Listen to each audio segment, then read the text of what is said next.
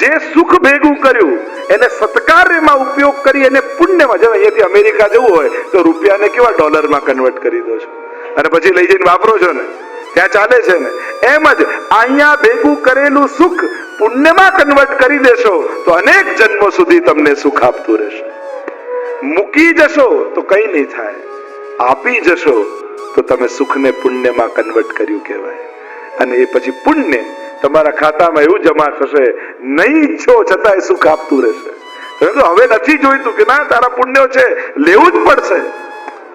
જેમ દુઃખ પાપ દુઃખ છોડતા નથી એમ પુણ્યો સુખથી પણ મુક્ત નહીં થવા દે, એ આપ્યા જ કરશે. અને એટલા માટે ભેગા કરેલું સુખ પુણ્યમાં કન્વર્ટ કરવા લાગો. જે આપ્યું એ તમારું છે, રહી ગયું એ બીજાનું ભાગ્ય છે. અને રહી ગયું એનું કર્મના સિદ્ધાંતમાં કાંઈ નથી. આપ્યું ખર્ચ્યું એનું બધું જ છે. સારું ખર્ચ્યું તો સારું, ખરાબ તો ખરાબ. અને એટલા માટે એને પુણ્યમાં કન્વર્ટ કરી એને તમારું બનાવી લો.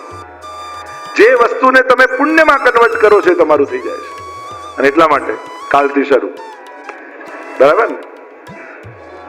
હવે રેડિયોમાં વાંધો નહીં આવે, 300 જણા અહીંયા જ થઈ જશે. તો મૂળ વાત એ સુખને પુણ્યમાં કન્વર્ટ કરી.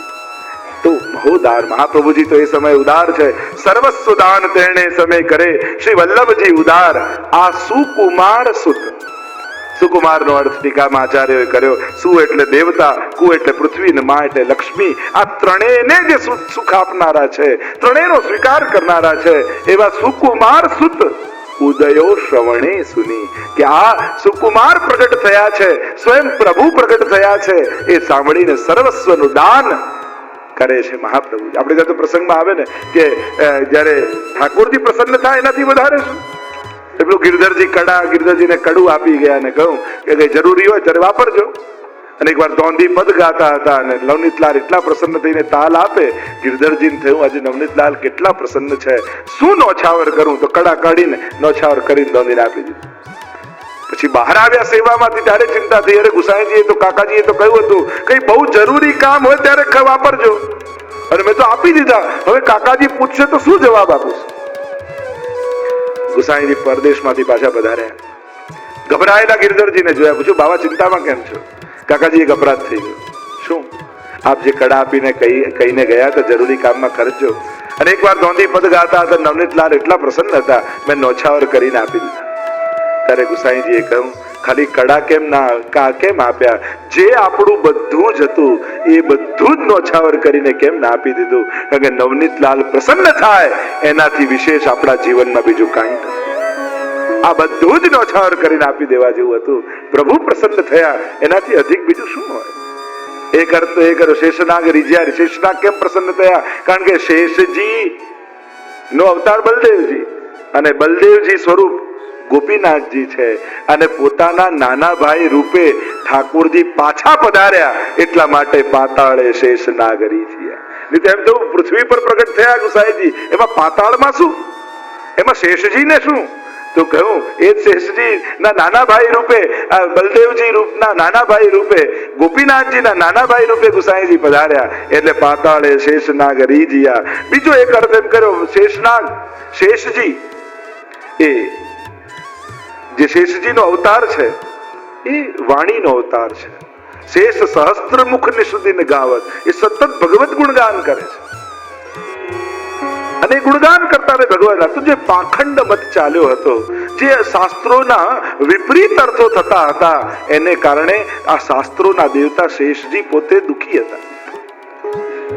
અને એટલા માટે જયારે ગુસાઈજીને પ્રગટ થયેલા જોયા અને થયું કે હવે શાસ્ત્રોના સાચા અર્થ થશે, એટલા માટે પાતાળે શેષનાગ રીઝ્યા ઉપર. કારણ કે શબ્દ શાસ્ત્રના આચાર્ય છે ને શેષજી, શબ્દ શાસ્ત્રના આચાર્ય હોવાને કારણે આ વિપરીત શબ્દો, વિપરીત અર્થો થતા હતા શબ્દોના, એટલે દુખી હતા. અને ગુસાઈજીને પ્રગટ થયેલા જોયા એટલે શેષજી પ્રસન્ન થઈ ગયા. ઉપર ઇન્દ્રાદિક દેવ, ઉપર ઇન્દ્ર દેવતાને પ્રસન્નતા શા માટે ગુસાઈજી પ્રગટ થયા? એમાં ઇન્દ્રદેવને શું? તો અર્થ કરતા કહ્યું કે ઇન્દ્ર એટલા માટે પ્રસન્ન થયા કે ઠાકોરજી જ્યારે જ્યારે બ્રાહ્મણ બનીને આવે છે ત્યારે મારું ઐશ્વર્ય વધી જાય છે. જુઓ ને, આ બલિરાજાએ બધું લઈ લીધું હતું દેવતાઓનું, પણ ભગવાન વામન બનીને આવ્યા અને બધું બલિરાજા પાસે લઈને મને આપ્યું અને ફરી બ્રાહ્મણ કુળમાં પ્રગટ્યા છે, એટલે મારું ઐશ્વર્ય જરૂર વધારશે. એટલા માટે ઉપર ઇન્દ્રાદિક દેવ, ઉપર ઇન્દ્ર દેવતા એટલે પ્રસન્ન થઈ ગયા કે હવે મારું ઐશ્વર્ય હજી વધી જશે. ફરી બ્રાહ્મણ કુળમાં પ્રગટ થયા છે. તત્ખેવ સુણી નિશાન વજણાવ્યા. અને કે એ સમયે જો ઠાકોરજીને ઓળખ્યા નહીં અને એમની બધી પરીક્ષાઓ કરી, ત્યારે દંડવત કરતા કરતા એમના ચરણમાં જવું પડ્યું. ઠાકોરજીના અપરાધો કર્યા, ઓળખી ન શક્યા. ઠાકોરજી અમારા ગર્વને હરી લીધા. તમે દશમસ્કરની કથા સાંભળો તો સર્વ દેવતાઓ નું દમન ઠાકોરજીએ કર્યું છે. વરુણ દેવ હોય, કામદેવ હોય, બ્રહ્માજી હોય, ઇન્દ્ર, એટલે ઠાકોરજીનું એક નામ છે દેવ દમન શ્રીનાથજી. સર્વદેવ, આ દેવતાઓ પોતાને ભગવાન માનવા લાગેલા.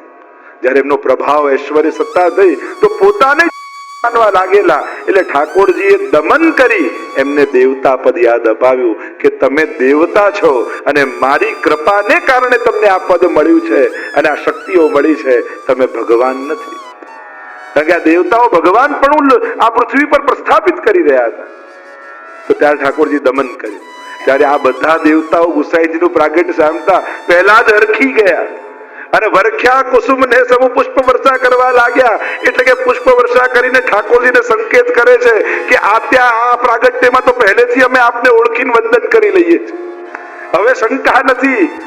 એટલે માટે કહ્યું, આ બ્રહ્મા મહાદેવ મુનિ હરખ્યા વરખ્યા કુસુમ ને સમૂહ, આ મોહ ટાળ્યો જગતના જીવનો. કારણ કે જે મોહ બ્રહ્માજી આદિને થયો હતો, મોટા મોટા દેવતાઓને મોહ થઈ ગયો કે આ ભગવાન હોય, આ ગોપોનું એઠું ખાનારો. પણ પરમાનંદ દાસજી તો કે પરમાનંદ પ્રભુ હમ સબ જાનત તુમ ત્રિભુવન કે ભૂ. આ દેવતાઓને ભલે મોહ થાય, ભક્તોને મોહ થતો નથી. એટલે પહેલેથી ગુસાઈજીના પ્રાગટ્ય સમયે આ સઘળા દેવતાઓ આવી અને પ્રસન્ન થઈને પુષ્પ વર્ષા કરે છે અને મોહ ટાળ્યો જગતના જીવનો. સમસ્ત જીવના મોહ ટાળી અને ગુસાઈજીના સ્વરૂપનો પરિચય કરાવ્યો છે. ઉલટિયા નૃત્ય ને નાદ. કોણ કોણ પ્રસન્ન થયા? કેવલ દેવતાઓ જ નહીં, સિદ્ધો, ગાંધર્વો, જે દેવતાઓના ગાયકો છે, ગુણીજનો, અપ્સરાઓ પ્રસન્ન થવા લાગી. આ તો કલાનિધિ પ્રગટ થયા છે, અમારી કલા સમર્પિત કરીએ. અપ્સરાઓ નૃત્ય કરવા લાગી. કારણ કે તો સકલ કલા ગુણ નિધાન છે. આપ તો સકલ ગીત સંગીત સાગર છે કે જેમાંથી આ બધું નાદ પ્રગટ થયું, એ બ્રહ્મ પોતે પ્રગટ થયો છે. જેનાથી આ કલાઓ, સેવ્યમાનમ કલાનિધિ, એ સર્વ કલાઓ જેમાંથી પ્રગટ થઈ છે, એ પ્રભુ પધાર્યા છે. લાવો અમારી કલા એમને સમર્પિત કરી દઈએ. એ તો ગુસાઈનો પ્રસંગ આવ્યો, તાનસેન આવ્યા, 500 સોના મોનો થાળ આપેલ, ઉપર કોડી મૂકી નાખી. તાનસેને કહ્યું, મહારાજ આ કોડી શા માટે? તમારું સંગીત તો ઉત્તમ છે, એનું ઇનામ 500 સોના મળે, પણ ભગવાનના યશનો ગાન એમાં નથી, એટલે અમારા માટે તો કોડી બરાબર છે. કારણ કે એવા પ્રભુનો વિમલ યશ નથી. તો આવા ગીત સંગીત સાગર, આ ગીત સંગીતને પણ ભક્તિ બનાવી દીધી છે ગુસાઈજી. જાત કર્માદિ સંસ્કારો છે, વેદ જે કૃત્યો છે, એ સર્વે મહાપ્રભુજી કર્યા. કારણ કે મહાપ્રભુજી તો વેદ માર્ગ, કર્મ માર્ગ પ્રવર્તક છે. આપણે ત્યાં વેદ નિષેધ ભક્તિ નથી. એટલે વેદમાં બતાવેલા જે પણ વિધાનો છે, એ જ્યાં સુધી દેહ બુદ્ધિ છે ત્યાં સુધી કરવા જ. જ્યારે ભગવાનમાં નિરોધ થઈ જાય અને દેહ બુદ્ધિ સમાપ્ત થઈ જાય ત્યારે જુદી વાત છે. પણ વેદના કર્મોનું ઉલ્લંઘન નહીં કરવું, આપણે ત્યાં સ્વીકાર છે. આપણે વલ્લભકુલને ત્યાં પણ સર્વ વેદિક વિધિઓ થાય છે અને એટલા માટે વેદનો વિરોધ નહીં કરવો. એ પણ ભગવદ રૂપ છે, વેદ સ્વીકૃત છે અને એટલા માટે જે વેદની વિધિ હોય સર્વે માનવી. મહાપ્રભુજી સર્વ વિધિઓને માને છે.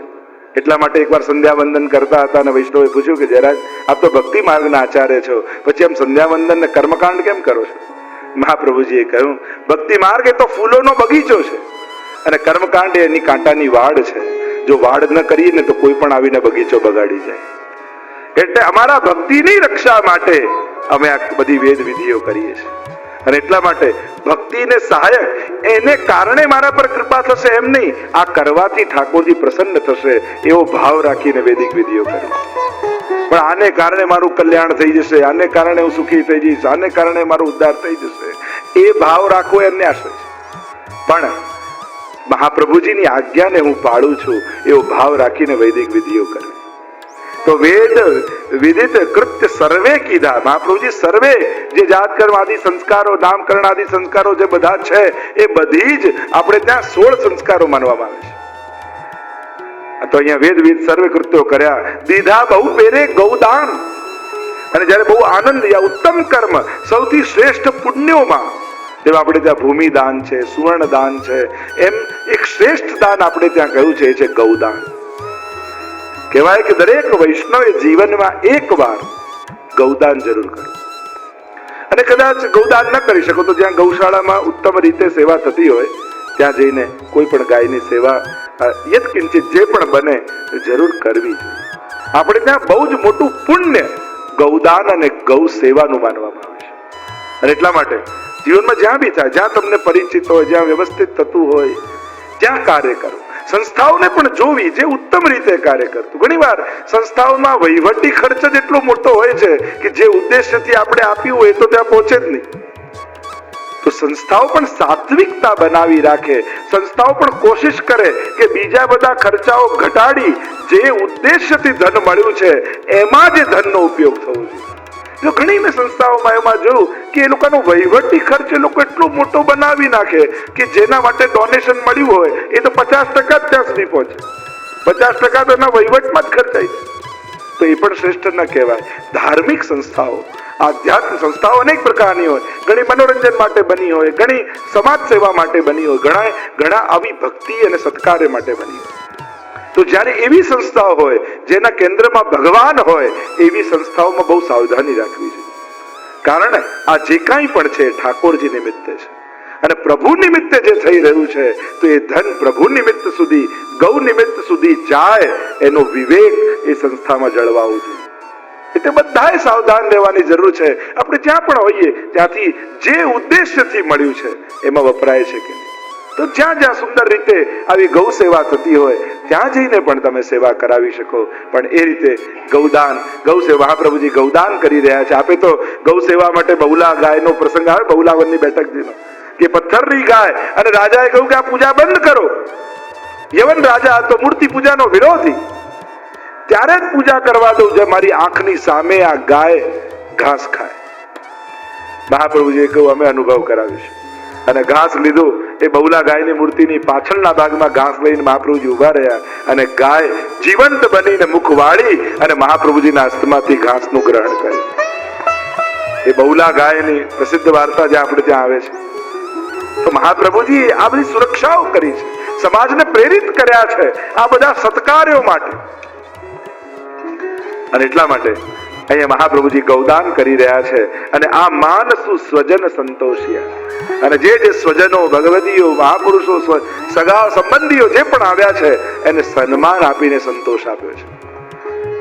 આપણે ત્યાં કહ્યું ને કે વૈષ્ણવ જ્યારે આવે ત્યારે આસન જલ વાણી મધુર યથાશક્તિ સોવન. વૈષ્ણવ ઘરે આવે તો આટલી વસ્તુ આપવી.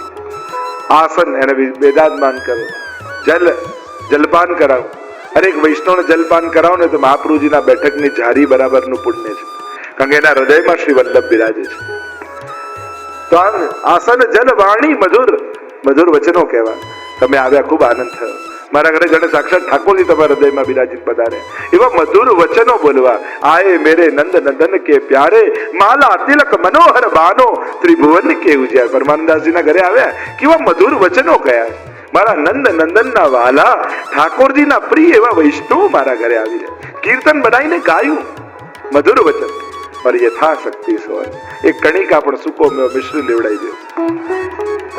પણ એ મિશ્રી એમને ડાયાબિટીસ ન હોય તો વાસવામાં કહેતા ને કે પેલા શિષ્ય ને ગુરુએ શિખામણ આપી કે કઈ સમાજ સેવા કરો, કોઈને મદદ કરો, ભૂખ્યાને અન્ન ખવડાવો, કોઈ માજી હોય તો એમને રોડ ક્રોસ કરાવો, આ કરાવો, બધી સમાજ સેવા જાઓ કરવાના. સાંજે છેક પાછા આયા તો ગુરુએ તો આટલી બધી વાર કેમ થઈ ગઈ? આપણે કીધું ને માજીને રોડ ક્રોસ કરાવતા એમાં સાંજ પડી ગઈ. આટલી બધી વાર કે કરવા જ નહોતા માંગતા ને, એને પ્રાણ એવું જ લઈ ગયા. બોલો, આને સેવા ના કહેવાય. જ્યાં જરૂર હોય ત્યાં સેવા કરે.